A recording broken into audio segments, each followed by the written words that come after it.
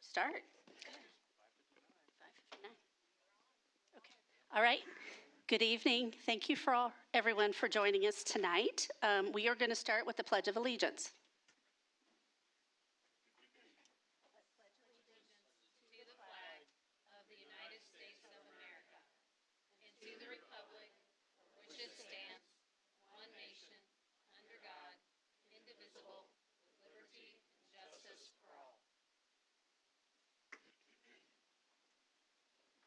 And now a moment of silence.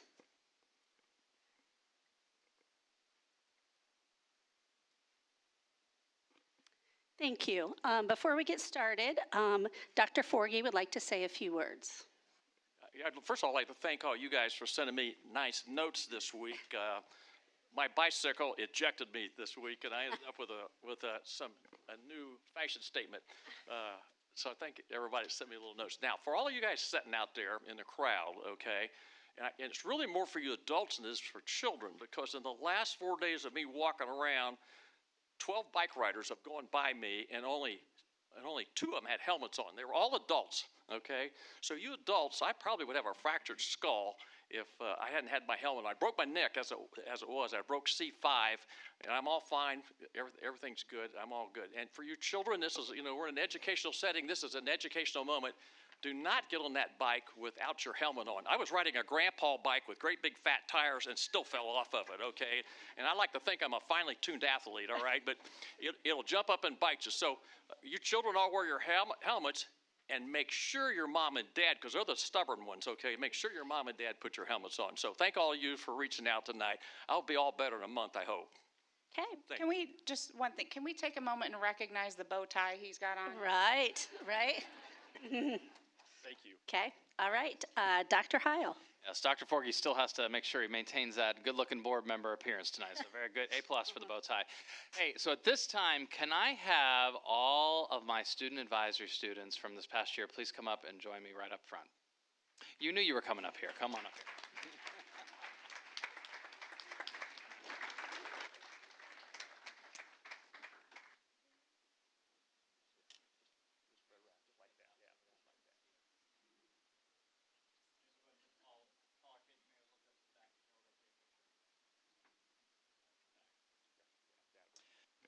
All right, well, while they're getting situated, I know that most of our guests tonight already know a lot of what I'm going to say, but I'm going to say it anyway for those who may not know and just to reiterate. So a year or so ago, I had an idea that I really wanted to put together a group of students to meet with me periodically just to help me better keep a pulse on what our students are thinking and experiencing every day at Noblesville schools.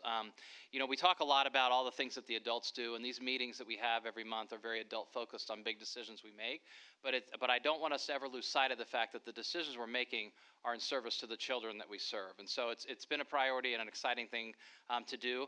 So this is a portion, not every student, of course. Some families have plans over the summer and couldn't be here tonight, but this is quite a few of my students that I had such a pleasure to get to meet with every few months this year.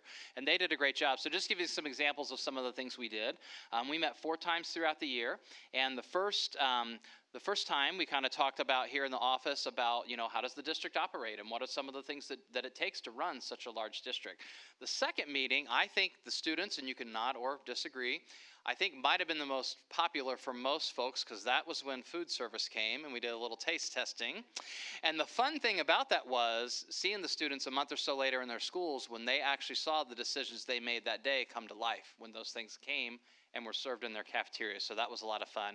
And we also explored other topics about, looking out for each other and just things that we appreciate about our schools. So it was a great year. It really was. I felt so blessed to have so much time with these students and getting to know them.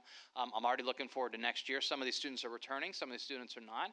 We also want to keep it fresh and give other students a chance to serve as they get older. So I just want to say personally such a huge thank you to all the students who served. I really enjoyed our time, and I'm excited for you guys to come back to school here in just a week. So congratulations. Thank you so much. So before you move, we'll pause right there. Students, you want to face forward? I know lots of folks just took a picture. Does anybody still need to get a picture while I have them smiling for you right now? Here's your chance.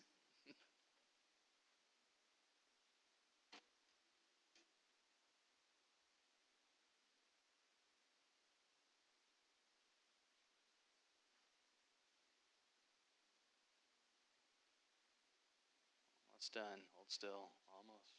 Okay. I think that's it. So students, really quick before you go, if you would come by, I know the board would love to shake your hands.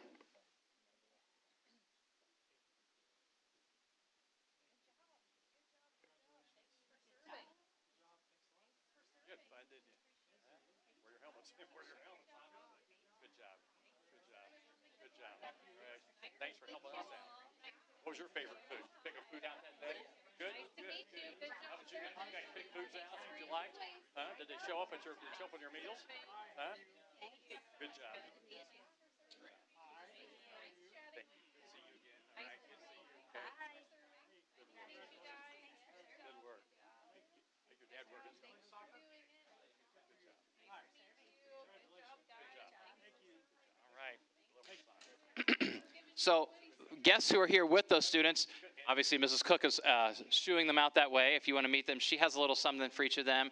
And then, as I said, you are certainly welcome to stay for the meeting, but we will not be offended if you don't. So good to see you. Have a great rest of the summer, and we'll see everybody very soon.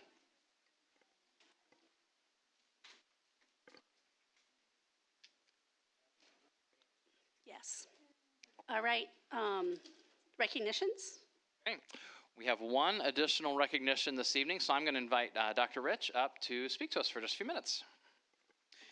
All right, good evening. I really wish we would have flipped the recognition around because I am so proud of our STEM program here in Noblesville Schools, so that's okay. I know we have some of our amazing STEM teachers out in the audience. If you guys would come on up real quickly to the front, please, and just stand in front of the board, that would be great. Thank you guys for being here tonight. Yes. We have Mr. Wilkins from the high school, Mr. Eastis from West Middle School. Do we have any other of our STEM teachers?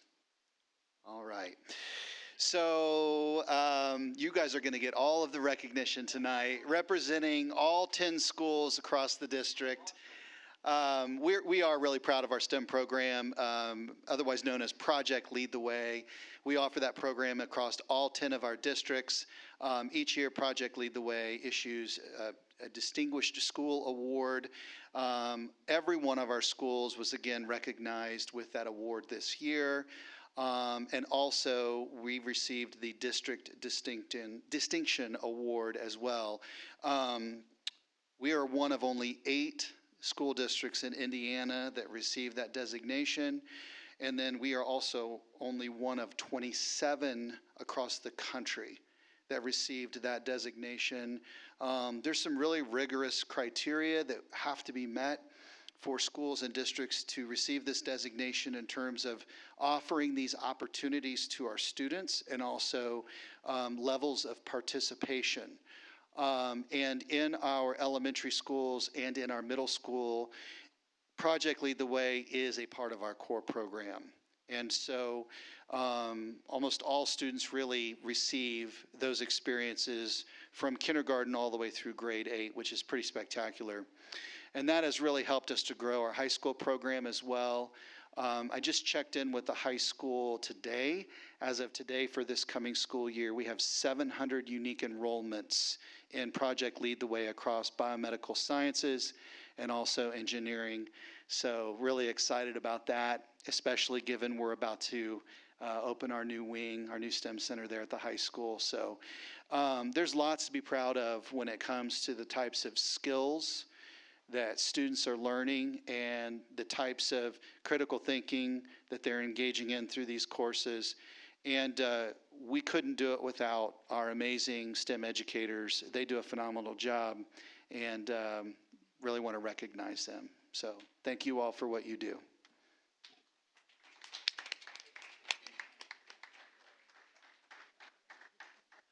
Looks like you have some students saying hi.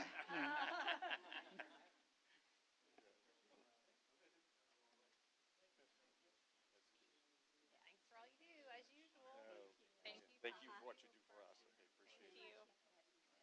All right. No, we thank you guys for doing what you do. All right, thank you.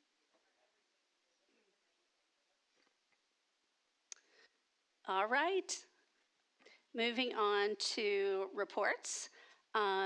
Last year, the strategic plan was completed and at every board meeting, someone reports on one of our pillars, our goals, and this month we have David Hordermiller, CFO, that will be presenting.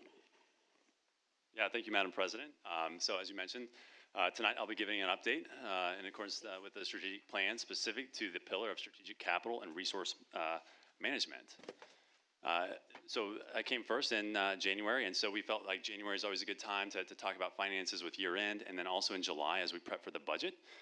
And then with budget preparation soon upon us tonight as it relates to our commitment statement, I'll actually be focusing a little bit more on the fiscal responsibility as opposed to the operational and strategic facilities planning aspect of the plan. When it comes to the strategies, it's going to be related mostly to the budget. As I mentioned, budget season is essentially upon us. Not so much on the expense side, but more on the annual revenue side. So specifically tonight, I'll be giving an overview of Senate Bill 1 or Senate Enrolled Act 1 that essentially overhauled property taxes as we know them in Indiana.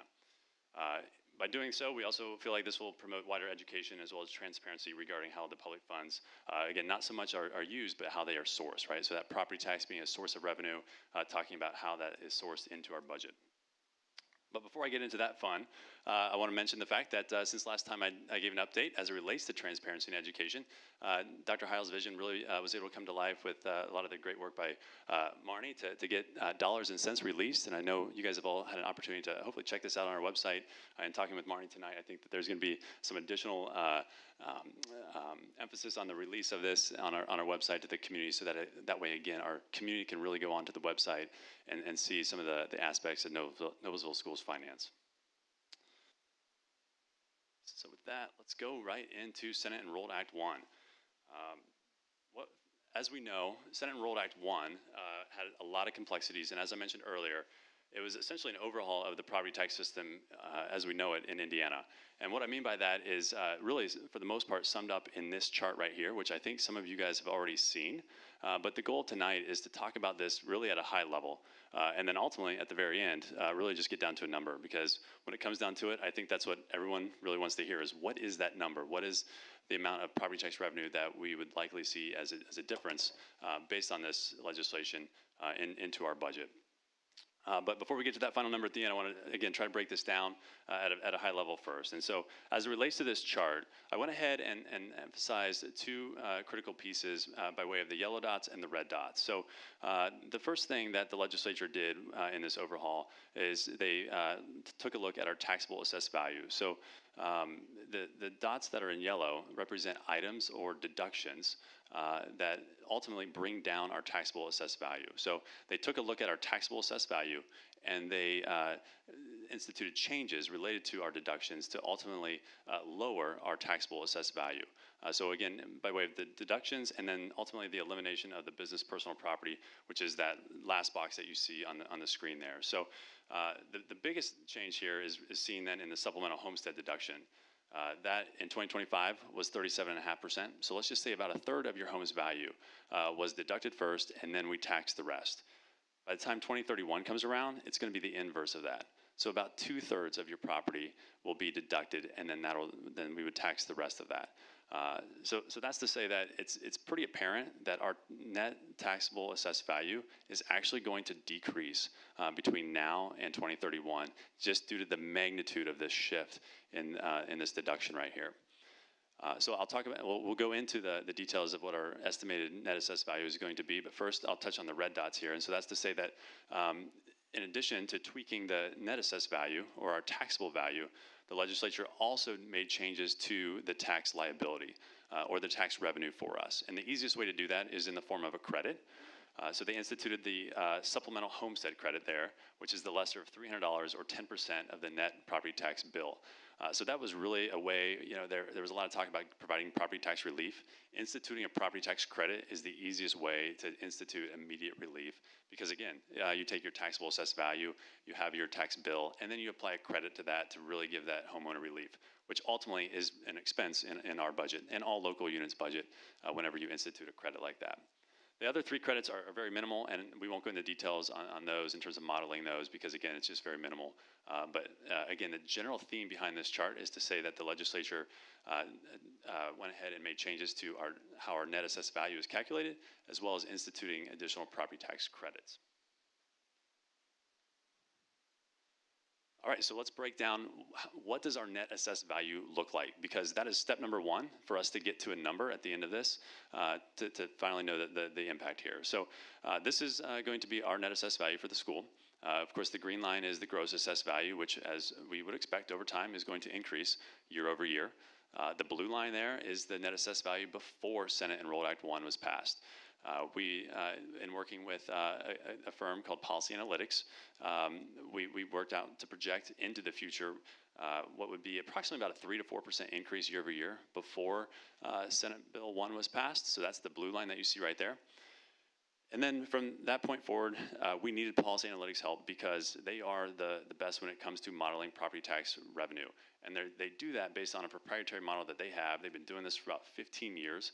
Really ever since the circuit breaker credit came into effect around 2009, because what they're able to do is get parcel level detail from our auditor, which is what they've done. They've gone into the Hamilton County auditor's database. They pulled out parcel level detail, meaning that they have literally every single property.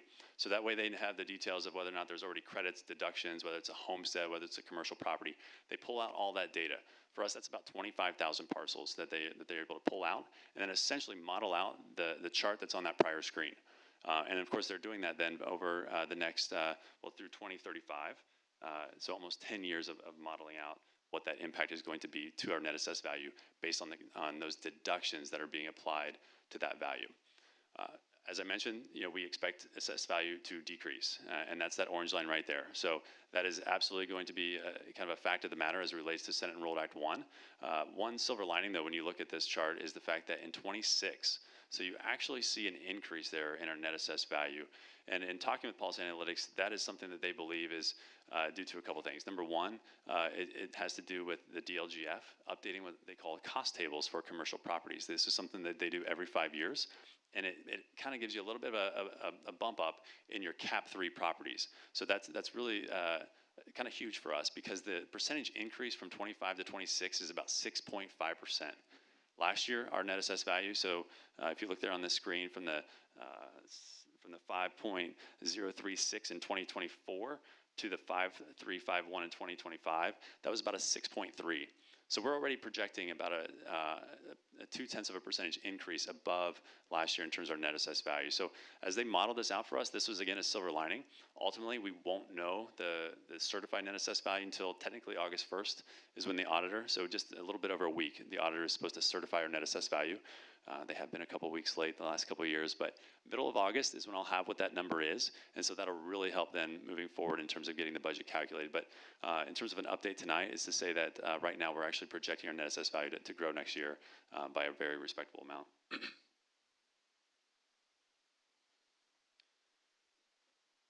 So now that we have the net assessed value framed for this conversation, the next thing that we need to talk about are the property tax rates.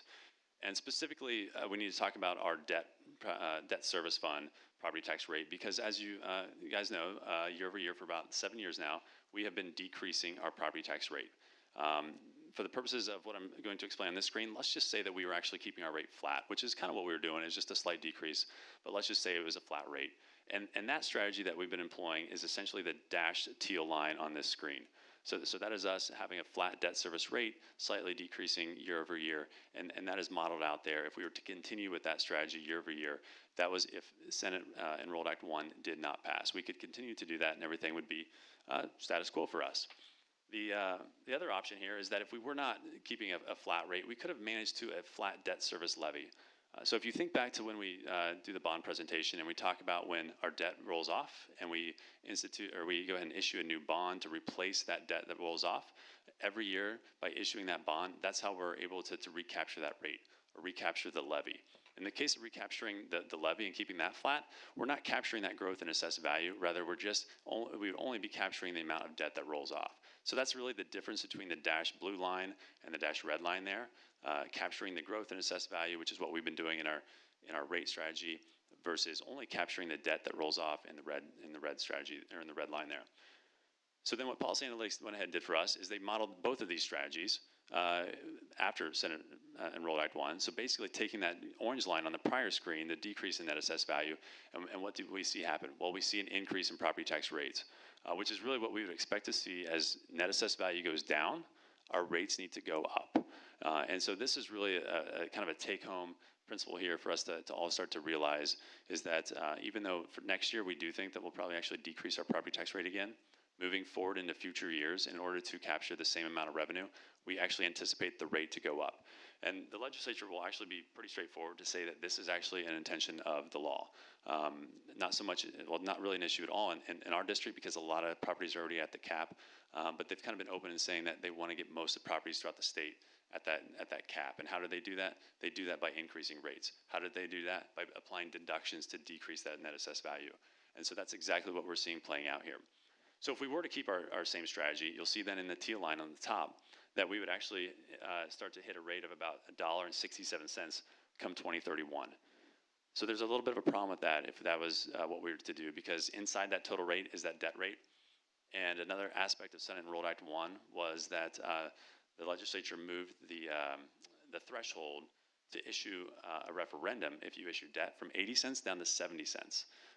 So that's to say that by 2031, in this graph, if we were to follow our same strategy, our debt rate would likely exceed that 70 cents, meaning we could not issue a bond unless we took it to referendum. That's hamstringing a lot of schools right now, because they're already at the 80 cents, and now for it to go down to the 70 cents, we want to try to keep our debt rate as low as possible. Now, of course, we don't know what the future holds, and some are talking that the legislature may bring that down to 60 or 50. Right now, our debt rate is at 47. And so that's why when it comes to what will we do with our rate strategy versus our levy strategy, I can tell you in 2026, we will plan to keep our rate. Like I said, likely it's going to decrease, mainly because we have that big increase of net assessed value next year. But as the net assessed value starts to decrease, it may be a mix between, let's look at the levy of the debt service fund and determine how much we can raise it, so that way we try to keep our rate manageable as much as possible to not increase. Okay, so that's the debt service fund, and that's just trying to frame the rate strategy on that. Moving on to the operating referendum fund. So as it relates to the rate, we all know that the voters of Noblesville approved an operating referendum of 37 cents. So when we apply that 37-cent rate to the net assessed value as it decreases, we went ahead and modeled out what this looks like both before and after. So before Senate Enrolled Act 1 passed, you can see that the dashed line continues to increase. And I would argue that this was probably the intention of why the legislature originally had a referendum fund be rate-driven as opposed to levy-driven. That is because as your net assessed value grows, so does your levy of your fund, right? So if your net assessed value grows by 3%, so does your levy, right? Because the rate always stays constant. If it grows by 10%, your levy will grow by 10%. And so this is what is happening here then in this graph, is that the decrease year over year in the solid is correlates directly with the decrease in net assessed value as we keep that flat 37-cent rate. One aspect, though, that I do want to make sure I address in this is the change from 2025 to 2026. This was actually one of the aspects that I feel like I was following the closest as it relates to this past session, because you recall that both for 24 and 25, the legislature capped the amount of growth in our operating referendum fund. In 2024, it was at 3%, and 25 is about 4.5%. So that equated to that total levy up there on the screen of 21.2%, or $21.2 million. As that cap gets lifted and that rate was suppressed to about 34 cents, it goes back up to 37 cents. That nets us about $4 million next year. So that is definitely a good boost for us.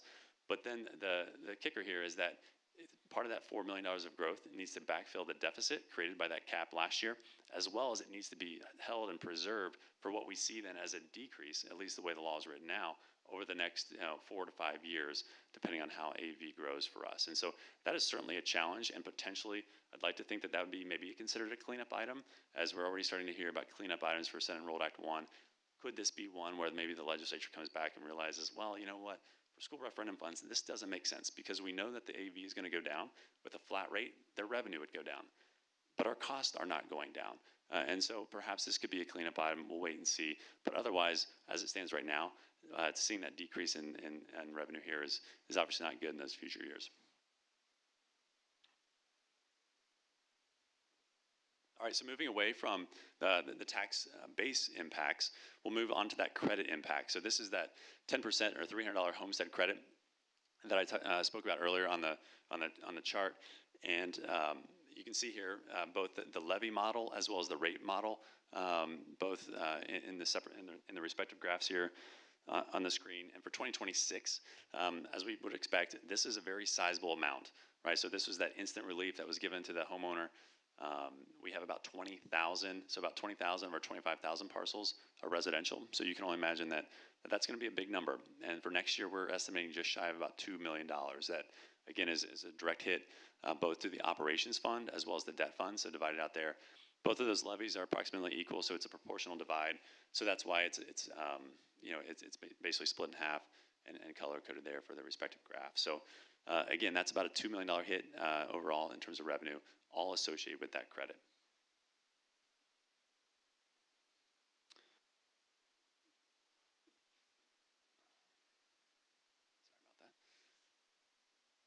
As it relates to the taxpayer impact, we felt like it was very important to also show what does this look like as it relates to the average or the median assessed value homestead in the city of Noblesville. So again, this is only looking within the city of Noblesville, and I felt like this was a good graph to show, just in case overall you're thinking about your constituents, what does this property tax relief mean for them? Well, as it relates to a median homestead parcel, you can see here that overall the expected decrease in the property tax bill for next year is just a little shy of $170. So yes, there is some immediate relief. Come 2027, there would also be, of course, there would be increase at that point in time. The assessed value is going to continue to grow. And then by 2028, that is when it really essentially gets back to the level that it was in 2025. So there is immediate relief, and that's that credit that we're seeing being applied. Of course, that credit stays on, but then over time, it begins to increase as it naturally would. So again, I would leave this up to the reader to decide whether or not this is enough relief for homeowners based on everything that has been said about property taxes, or whether or not this is really going to make a dent in terms of that relief based on all of the issues that will probably cause for local government budgets really throughout the state, but of course ours as well. Okay, so really the moment you've been waiting for, if you will. So all that to say, hey, so if there's a number, David, like that, as it relates to, what is the change in revenue for us? Here it is. And yes, there's a lot of numbers on the screen, but I try to pinpoint in red here really where my eyes go whenever I see a policy and analytics report like this, and that is to our net levy. So all the numbers are here as it relates to what is our gross levy, what's the certified levy, what's the circuit breaker loss, what's the credit loss. But at the end of the day, what is then the total amount of revenue that we're going to see in each of the funds for next year based on our estimate for that net assessed value. And so highlighted here in red, and you see it go from 25 to 26, and that is where for our capital referendum fund, well, of course, that stays the same. That's really kind of outside of this. That goes to repay the debt. Then we have our operating referendum fund. That's the $4 million that I was talking about earlier on the line graph. So that's our rate going from about 34 cents back to the voter-approved 37-cent rate. That, of course, is a great boon to our budget that is really going to help aid some of the stable or decreased revenue. Next is the debt service fund. So this is showing that flat rate strategy. As you see here on the title, this is the model for that rate strategy, essentially being flat. So you see our debt service levy being flat at about the $25 million. Operations fund. So this is where the credit, and of course some circuit breaker credit, is also going to play a role in the change here. So it looks like an increase of about $1.5 million. But what I would say to you is that look back onto 2024. And in fact, I can kind of highlight right here. In 2024, you see that we were at 13.8, and then we actually dropped down to the 12.7. Well, I was actually budgeting a little over $14 million, about $14.2 million this year. And then when the property tax bills went out, myself and, well, I saw the circuit breaker impact because that really is not known until ultimately the bills are sent out, unless you pay for a report like this much earlier. That impact was about $1.5 million more. And that was due really, I'll spare you the details of what it's really due to, but it's due to the legislature reforming property taxes for the past 2 years. And they increased the standard deduction or the supplemental deduction, and then they had it on a schedule to start going back to that. Well, we were in 1 year of going back to that, and that is the first time that we ever saw a deduction decrease, right? It's always been increasing, and that's what's going to happen here. Deductions are going to increase. Well, there's a decrease in that deduction, and therefore it caused more circuit breaker impact. It impacted heavy residential areas like Noblesville, Westfield got hit by a very big number as well that they were not anticipating, as well as some other suburban schools were impacted by that. So that's really all to say. It looks like we're increasing a lot, but it wasn't anticipated. So really that 14.2 is really like a flat number for us as it relates to a change in our net levy for next year in the operations fund. But again, at the end of the day, you're seeing a change in total revenue from the 65 to the 71 under the rate strategy for next year, which again, a lot of that is due to that referendum fund getting our rate from the 34 cents back to the 37 cents, bringing in about $4 million. Of course, the out years are there for you to look at. And yes, it is an estimate. It's based on that net assessed value decreasing. But at this point in time, this is going to be the best model for us to follow. The next page then shows what that looks like under the levy model. This is the model, right? If we just manage that debt service levy flat. So you see in the out years, beginning in 27, they modeled the flat $24 million. So ultimately, it nets us less revenue, but that's all related to that debt service fund, which again, we have to be mindful of that 70-cent rate. So that's why it's keeping us under that 70-cent rate long term. So really the change there overall from the 65 to 70 is very similar to that prior screen. The last thing that I'll mention here is that if you look into the numbers and the detail in the chart here, one other thing that Senate Enrolled Act 1 did do is that it enabled for sharing of revenue with charter schools, specifically within the operations fund for us. And so you see that beginning in 2028. Now, when Dr. Howe and I met with Policy Analytics, a lot is really being known here. And we started talking about the wording in the law, and it is actually written now where it's, I hope I'm saying this right, it's only for brick and mortar. And Dan knows the numbers and he knows the schools. And so we were actually able to identify some of the schools that we know are virtual. So right now, we believe based on current numbers, it wouldn't affect us because we do not have more than 200 in our district that attend brick and mortar schools after you take out the virtual. So the number now assumes that all of those are brick and mortar. So I went ahead and kept this up here just to show that this is a phase in based on the total number. And this is how it could look, again, because those numbers could be in flux. That phases in the future. That was a change based on Senate Enrolled Act 1. So we just want us to be mindful of that as well as we move into the future. And so with that, Board, I just want to say, thank you for the opportunity to talk property taxes tonight. Really appreciate how much you guys, are engaged in this and do take an interest in learning this. So with that, I'd be happy to take any questions. Questions? That's a lot. That's a lot, right? It's a lot to digest, Yes. but thank you. Yes. Right. Right? Yeah, and I guess really in summary, it's the taxable assessed value is decreasing. Rates are going to go up, right? That's really taken. And Right. there was a credit. So you see on the one graph, people will experience some relief, right? They will experience some relief for 2 years, and then they'll start to see the bills go back up again. And so it's to say that yes, it was there's an overhaul here, and yes, it is complicated, but really the take home there is just the changes in what I mentioned there. And so we'll know more here in a couple of weeks for our assessed value, and then I'll give the update during the budget hearing as well. Thank you. Well, we appreciate everything you do. Yeah, I know That's- it takes a lot of time, a lot of brain power, Yep. a lot of effort, and we appreciate everything. All of this, everything that you put into it. For sure. How soon do they change it again? In 2 years or 1 year? Is it budget cycles when we have this kind of effect? I mean, is that when these things happen normally?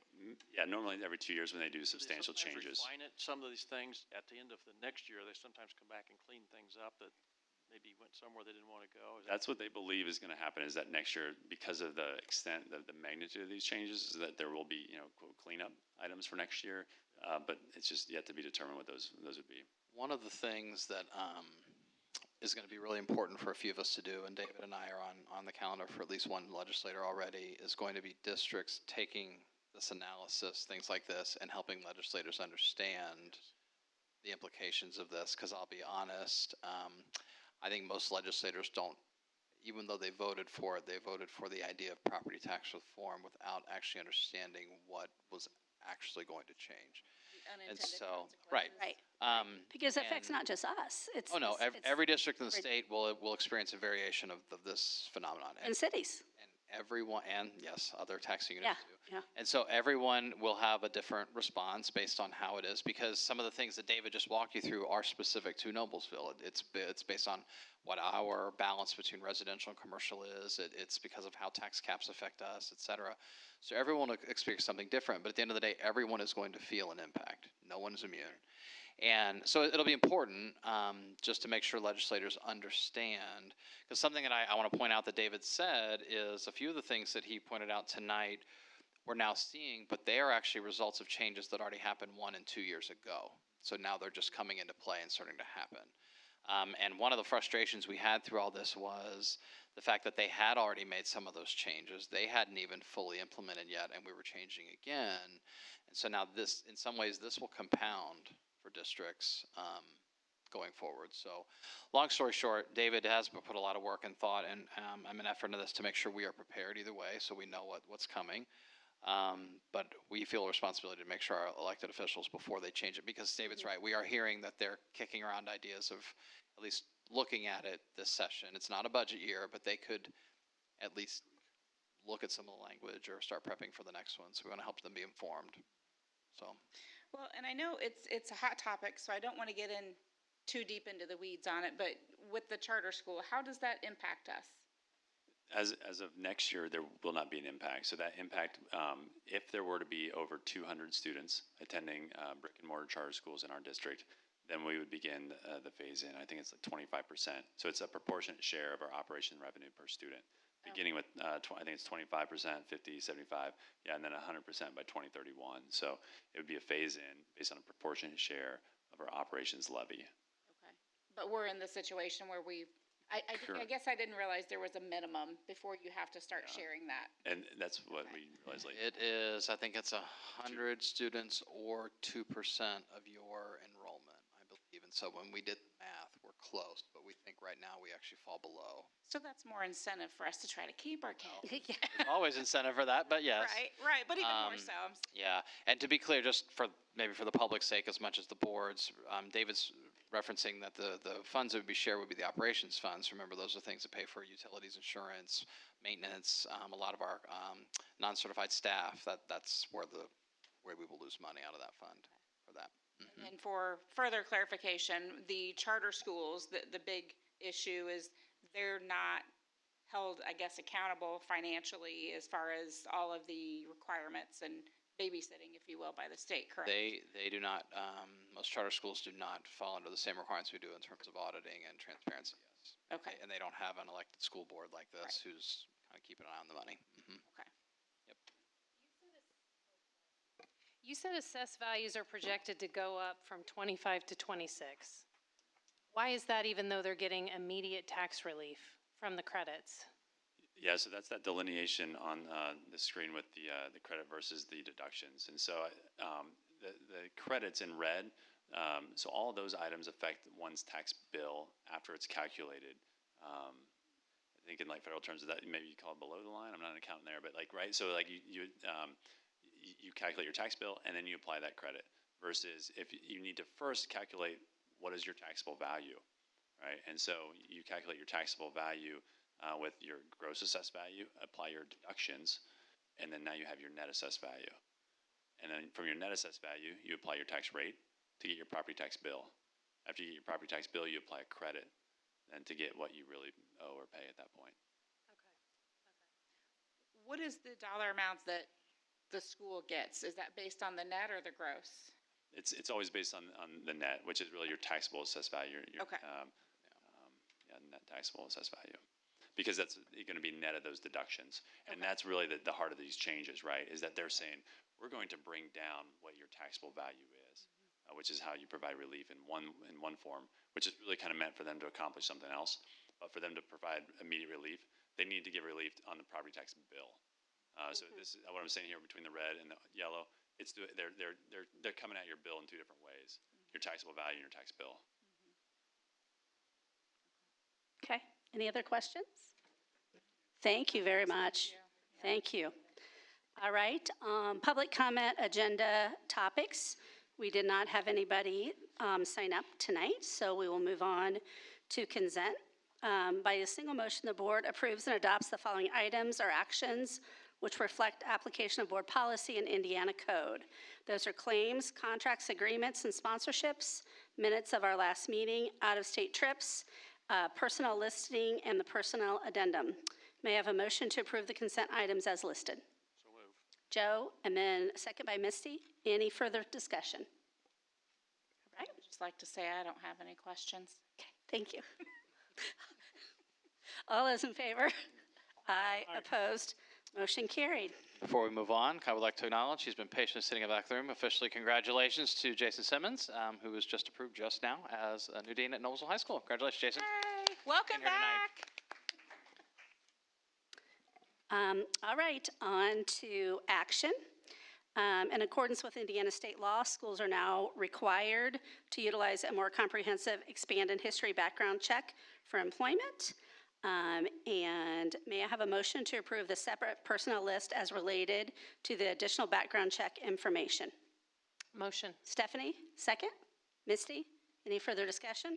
All those in favor? Aye. Opposed? Motion carried. Okay, we are moving on to action, advertise budgets. As David reported on earlier, it's in the budget process has begun, and we are required to advertise the budget for the next calendar year. May I have a motion to allow the chief financial officer or a designee to advertise the budgets as defined by the Department of Local Government Finance? May I have a motion? So moved. Joe? Second. Second by Brett. Any further discussion? All those in favor? Aye. Aye. Opposed? Motion carried.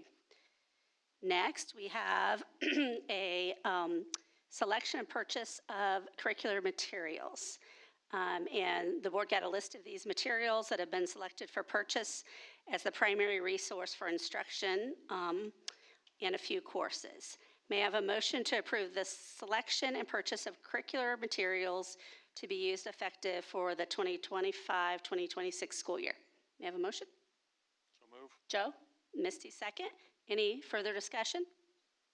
All those in favor? Aye. Opposed? Motion carried. Next, we have public comment for non-agenda items, and we did not have anyone sign up tonight, so we will move to committee reports. First up, Dr. Heil. All right, thank you, board, and thank you for our community who stuck around. We have a lot going on in the next 7 days here at Noblesville Schools. Pretty exciting time. So tomorrow, right here in the boardroom, we'll be hosting our annual New Educator Orientation. Looking forward to welcoming all our new teachers and administrators here to spend some time with us, getting to know why Noblesville Schools is the best district around. So really looking forward to spending the day with them. Friday evening, weather permitting, we are excited to host the annual Back to School Bash. We're going to be at Federal Hill Commons this year, so looking forward to that. Marnie's done a lot of work to get ready for that, but of course, we got to keep an eye on Mother Nature to make sure she doesn't spoil the party. But assuming she cooperates, we're very excited. We're very excited. A lot of great stuff planned, and she's worked really hard on that. And then just a couple reminders. First, our first full staff day is on Monday morning. We have our annual Welcome Back breakfast that morning. Board, hopefully most if not all of you will be able to join us for that at 8 a.m. on Monday morning. Looking forward to that. And then, of course, the first day of school is 2 days later on Wednesday, July 30th. It is here, and we are ready to go. Very excited. And then last thing, I know I've mentioned it before, but I want to say it again for the benefit of our community. The grand opening of the new wing of the high school is on Thursday, August 7th. That'll start at 4:30. We'll do some remarks at 4:45, do a ribbon cutting, and all the things, and then it'll be kind of just an open house until about 6:30. Folks will be able to explore all the new areas and see everything. And we really do hope that we have a great turnout from the community so they can see what all the great things we're doing for kids. So that's what's going on the next few weeks. All right, thank you. Noblesville Parks Board, Joe. Yes, we had a Parks Board meeting July 9th. The parks are open and very busy. We're working on a 5-year master plan for all our parks. So we're repaving in Forest Park, and there's now a new trail open that comes out of Forest Park around Kroger down to Federal Hill. If somebody hasn't been there yet, take a spin down that. Dillon Park, we are in the design process of doing some new things at Dillon. It'll be done next 18 months. Finch Creek, we're going to put 4 new baseball fields and 4 softball fields out there, and lots more parking, and that's going to be done over the next 2 or 3 years. Seminary Park's going to get new playground equipment over the next year. Each week, we've had 130 kids in camp, 65 at Forest Hill and 65 at Finch Creek, and that's all going well. Golf course is open and well, and go to the website and see what concerts are either at Dillon Park or down at Federal Hill. So the parks are open. Enjoy them. Thank you, Joe. Noblesville Youth Sports Alliance, Misty. All right. So we had our meeting back on the 16th, so just last week. And each youth group, as usual, just kind of a round table, go through and provide your updates for each of the youth organizations. There was a brief discussion regarding some new requirements, requiring one or more representatives from each youth organization. If they're using school property, while they're on school property, they are required to be certified for CPR and AED trainings. And all of the organizations, our wonderful Joan Lawrence is going to give everyone locations for all of our AED devices on school property, so in case there is a need for that. It was a pretty quick meeting this month, not much on the agenda, given the time of the year that it is. But I wanted to remind people also that the Live Golf Championships are coming up. Anybody got their tickets? Anybody going? No? It's on August 15th through August 17th at Chatham Hills. Friday the 15th, tee time is at 12:15. Saturday the 16th at 11:15. And the third and final round on Sunday the 17th at 10:05. LiveGolf.com. Thank you. Our next meeting is August 20th. All right. Thank you. The next regular school board meeting is Tuesday, August 19th, 6 p.m. here. And our strategic plan report will be exceptional staffing. May I have a motion to adjourn this meeting? So move. Joe, Misty, second. Any further discussion?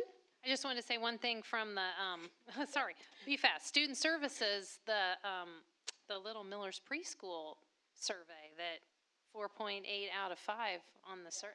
Yeah. So many positive, amazing, awesome. How many kids do we have in that preschool program? Oh, okay.